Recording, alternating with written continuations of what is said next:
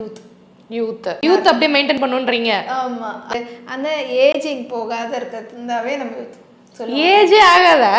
ஆமா, முக்கியமா வந்து என்ன சொல்றது, நம்ம ஒரு 60 வயசு ஆனாலும் நீங்க ஒரு 20 வயசு 30 வயசு மாதிரி தான் இருக்கிறீங்கன்னா எவ்வளோ ஒரு சந்தோஷமா இருக்கும். நீ ரொம்ப நல்லா இருக்கே. நம்ம அந்த அவுட்டர் லேயரை பார்க்கும்போது தான் அந்த ஸ்கின்னுடைய தன்மை சரியில்லாத ஆகும்போது தான் நமக்கு ஏஜ் ஆயிடுச்சு அப்படின்ற ஒரு எண்ணத்தின் வழியாக தான் அது இருக்கே தவிர, அது எல்லாருக்கும் ஏஜ்ன்றது ஒரு நம்பர் தானே தவிர இதுல வந்து போய் ஒண்ணும் இது இல்லை. ஆமா, இப்போ அதுக்கே வந்து இதுல எப்படி சொல்லியிருக்காங்கன்னா ஃப்ரீக்வன்சி வழியாக இதுக்கு சப்போர்ட் பண்ணுறாங்க. எப்படின்னா இந்த யூத்துன்ற ப்ரோக்ராம் எதுக்குனாவே இந்த செல்ஸ் எல்லாமே வந்துட்டு அந்த அதாவது ஒரு ஆரோக்கியமான செல் அப்படின்னு சொன்னாவே அதில் வந்து 70% வந்து வாட்டர் வந்து இருக்கணும், வாட்டர் கண்டென்ட் இருக்கணும் இல்லையா?